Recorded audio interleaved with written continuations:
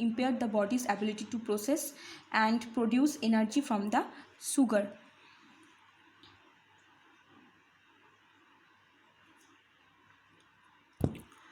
तो ये ऐसा एक डिज़ॉर्डर है जिसमें ब्लड में गैलेक्टोज प्रेजेंट होता है और बॉडी क्या करता है, गैलेक्टोज से एनर्जी प्रोड्यूस नहीं कर पाता है, ठीक है, उसको बोलते हैं galactosemia. Next lysosomal storage disorder, ये ऐसा डिज़ॉर्डर है जिसमें क्या होता है, लिपिड्स और कार्बोहाइड्रेट जो है वो स्पेसिफिक उसका ब्रेकडाउन करने के लिए जो स्पेसिफिक एंजाइम चाहिए वो नहीं होता है, नहीं प्रेजेंट होने की वजह से उसका ब्रेकडाउन नहीं हो पाता है।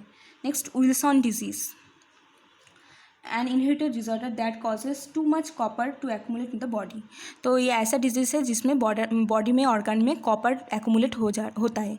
नेक्स्ट अल्फा 1 एंटीट्रिप्सिन डेफिशिएंसी, ये मेनली COPD में होता है, एक प्रोटीन है जिसमें डिफिशिएंसी की वजह से COPD, ESMA, shortness of breath ये सब होता है। नेक्स्ट हीमोक्रोमेटोमेसिस, ये ऐसा कंडीशन है जिसमें क्या होता है, बॉडी में क्या होता है, मेनली आयरन डिपोजिशन हो जाता है। नेक्स्ट ग्लाइकोजन स्टोरेज डिजीज़, इसमें क्या होता है, मसल में क्या होता है, ग्लाइकोजन स्टोर होकर रहता है, वहाँ से कोई एनर्जी बॉडी में प्रोड्यूस नहीं होता है, ग्लाइकोजन वहाँ पे स्टोर होकर ही रहता है, ठीक है। Next nervous system related neuromuscular atrophy, means nerve fibre और मसल में एट्रोपी हो जाता है।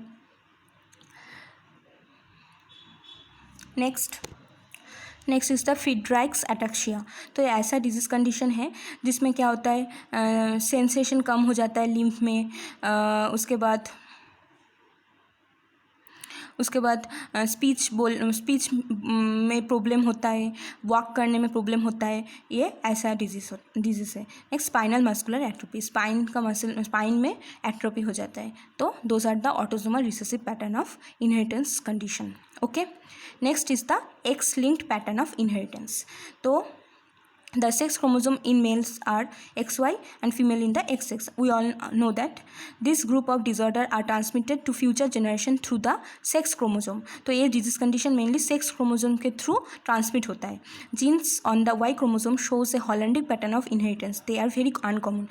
हम लोगों को सबको पता है Y chromosome only मेल में ही रहता है, तो Y chromosome में कोई भी फॉल्ट रहेगा और फॉल्टी जीन रहेगा तो जो वो फॉल्टी जीन Y chromosome से थ्रू नेक्स्ट जनरेशन में ट्रांसमिट होगा तो उसको हम लोग बोलेंगे हॉलैंडिक पैटर्न ऑफ इनहेरिटेंस, वो बहुत अनकॉमन है, ठीक है। So almost all cases under this category are inherited through the X chromosome. X chromosome male में भी रहता है, फीमेल में भी रहता है, तो एक्स क्रोमोसोम में जब फॉल्टी जीन रहेगा वो थ्रू नेक्स्ट जनरेशन में ट्रांसमिट होगा तो उसको हम लोग बोलेंगे X linked pattern of inheritance, ठीक है, क्योंकि मोस्टली सेक्स क्रोमोसोम का inheritance X chromosome through X chromosome ही होता है, क्योंकि X chromosome male female both में है। The X link disorder can be dominant और रिसेसिव, यहाँ पे भी डोमिनेंट भी है रिसेसिव भी है, सेम कॉन्सेप्ट है।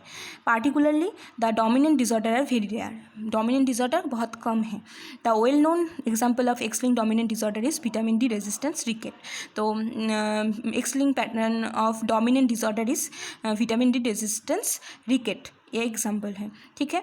The following are few general characteristics of the X link recessive disorder. तो एक्स लिंक रिसेसिव डिसऑर्डर का कुछ कैरेक्टरिस्टिक्स यहाँ पे दिया हुआ है, हम लोग थोड़ा देख लेते हैं। ये एक्स लिंक इनहेरिटेंस, ठीक है। First dominant part, x link dominant होगा तो क्या होगा, डोमिनेंट मीन्स कोई भी जीन में कोई भी एलील में फॉल्टी जीन होगा तो वो अफेक्टेड हो जाएगा। तो ये एक्स लिंक है, तो X link means x chromosome में उसका फॉल्टी जीन प्रेजेंट होना चाहिए, थ्रू एक्स क्रोमोसोम ये ट्रांसमिट होता है। तो मेल का जीनोटाइप क्या है, XY, तो मेल में एक ही एक्स क्रोमोसोम है, उसमें फॉल्टी जीन जब रहेगा तब वो पर्सन अफेक्टेड हो जाएगा, क्योंकि यहाँ पे तो और ऑप्शन ही नहीं है। और फीमेल में डोमिनेंट कंडीशन में भी तो सेम, वन एलील में जब फॉल्टी जीन होगा तो अफेक्टेड है, फीमेल में भी सेम XX उसका जीनोटाइप है, कोई भी एक्स क्रोमोसोम में फॉल्टी जीन प्रेजेंट होगा वो अफेक्टेड हो जाएगा, ठीक है। नेक्स्ट एक्स लिंक रिसेसिव में क्या होता है, रिसेसिव मीन्स बोथ एलील में प्रेजेंट होना पड़ेगा फीमेल के लिए, बट मेल के लिए तो एक ही एक्स क्रोमोसोम है, तो एक ही एक्स क्रोमोसोम में फॉल्टी जीन प्रेजेंट होगा तभी वो अफेक्टेड हो जाएगा। और फीमेल में होगा तो बोथ दो एक्स क्रोमोसोम होता है, तो दो एक्स क्रोमोसोम में वन एक्स क्रोमोसोम में जब फॉल्टी जीन होगा तो उसमें कोई डिजीज कंडीशन प्रेजेंट नहीं होगा, उसका कोई क्लिनिकल सिम्टम नहीं होगा, पेशेंट जो है वो एसिम्टोमेटिक होगा, तो वो क्या हो जाएगा, कैरियर हो जाएगा रिसेसिव के अंदर में, ठीक है। और एफेक्टेड होने के लिए उसका बोथ एक्स क्रोमोसोम में फॉल्टी जीन प्रेजेंट होना पड़ेगा। तो सी जो है फॉल्टी जीन है, बोथ एक्स क्रोमोसोम में है, तो वो पर्सन एफेक्टेड है, उसका क्या होगा, क्लिनिकल प्रेजेंटेशन भी होगा, सिम्टम उसका होगा, ठीक है। तो इसमें हम लोग क्या देख रहे हैं, males are more affected than the females. तो हम लोग को पता होना चाहिए ऑटोजोम नहीं, सेक्स क्रोमोसोम रिलेटेड जो डिजीज़ है वो मेनली मेल में अफेक्टेड ज़्यादा करता है, ठीक है, क्योंकि मेल में एक ही एक्स क्रोमोसोम है और एक ही एक्स क्रोमोसोम में जब फॉल्टिज्म प्रेजेंट होगा वो पर्सन तब अफेक्टेड हो जाएगा। और फीमेल में दो एक्स क्रोमोसोम है, उसमें कोई भी एक्स क्रोमोसोम में जब फॉल्टी जीन प्रेजेंट होगा तो अनदर एक्स क्रोमोसोम उसको कॉम्पेंसेट कर देगा, जिसकी वजह से वो पर्सन में कोई क्लिनिकल सिम्टम प्रेजेंट नहीं होगा। बट बोथ एक्स क्रोमोसोम में जब फॉल्टी जीन प्रेजेंट होगा तब वो पर्सन अफेक्टेड होगा। तो इससे हम लोगों को पता चल गया क्या, faulty gene x link pattern of inheritance mainly main को ज़्यादा अफेक्ट करता है, ठीक है। This disease is usually symptomatic in main, ठीक है, मेन का कोई कैरियर्स रिलेटेड नहीं है, कैरियर्स नहीं है यहाँ पे, फीमेल ही ओनली कैरियर हो सकता है। Womens acts as a carrier of the disease, women only carrier होकर काम करता है क्योंकि वो डिजीज़ को कैरी कर रहा है, वो फॉल्टी जीन को कैरी कर रहा है, बट उसमें कोई सिम्टम्स नहीं होगा, एसिम्टोमेटिक रहेगा। The women will manifest the disease very rarely when there is aberrant lyonization of the mutation in the germ line. तो मेनली वुमेन का ही जो डिजीज़ है वो रेयरली मैनिफेस्टेड होता है, मोस्ट ऑफ द कंडीशन में वो कैरियर ही होता है, और मेल ही बहुत ज़्यादा अफेक्टेड होता है, ठीक है। यहाँ पे भी बहुत सारे एक्स लिंक रिसेसिव डिसऑर्डर के बारे में लिखा हुआ है, प्लीज़ देख लेना। कोई भी टर्म याद नहीं आएगा, समझ में नहीं आएगा, बहुत सारा न्यू टर्म है, प्लीज़ गूगल में जाके सर्च कर लेना, ठीक है।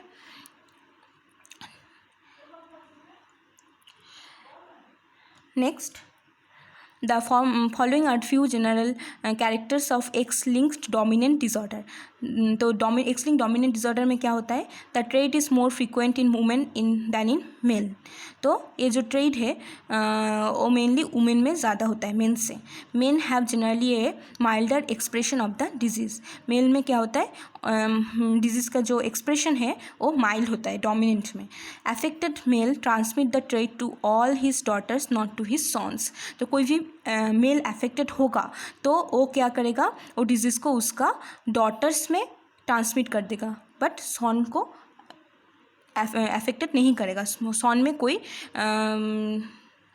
ट्रांसमिट नहीं कर पाएगा, क्योंकि फॉल्टी जीन जो है वो एक्स क्रोमोसोम में है, और कोई भी सॉन होने के लिए जो उसको चाहिए क्या, वाई क्रोमोसोम। तो उसको पेरेंट्स उसका फादर के पास से आ रहा है कौन सा chromosome, Y chromosome, but Y chromosome में तो डिजीज़ नहीं है, क्योंकि ये एक्स लिंक्स इनहेरिटेंस है, एक्स क्रोमोसोम में डिजीज़ है। तो कोई फादर क्या करेगा, उसको डिजीज़ अफेक्टेड फादर उसका डॉटर्स को डिजीज़ क्या कर देगा, ट्रांसमिट कर देगा।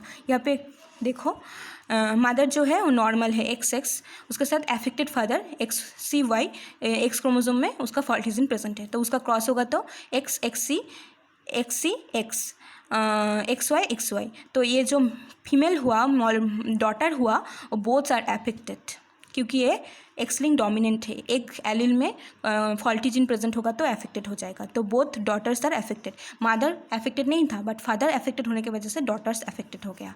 और बोथ सॉन जो हुआ, सॉन के पास XY है, वाई होने से तो वो उसका सेक्स मेल होगा, तो सॉन उसका पेरेंट्स से क्या लिया, सॉन उसका पेरेंट्स से ओनली वाई क्रोमोसोम लिया। तो वाई क्रोमोसोम में तो कोई डिफेक्ट नहीं है, तो वाई क्रोमोसोम में डिफेक्ट नहीं होगा तो सॉन्स में भी कोई डिफेक्ट नहीं होगा, both sons are normal, okay. तो both the daughters are affected, okay. तो हम लोग यहाँ से क्या बोल सकते हैं, affected father transmit the disease to his daughters of next chromosome. तो affected father X link dominant disorder को क्या करेगा, डोमिनेंट इनहेरिटेंस को मेनली उसका डॉटर्स में ट्रांसमिट करता है, ठीक है।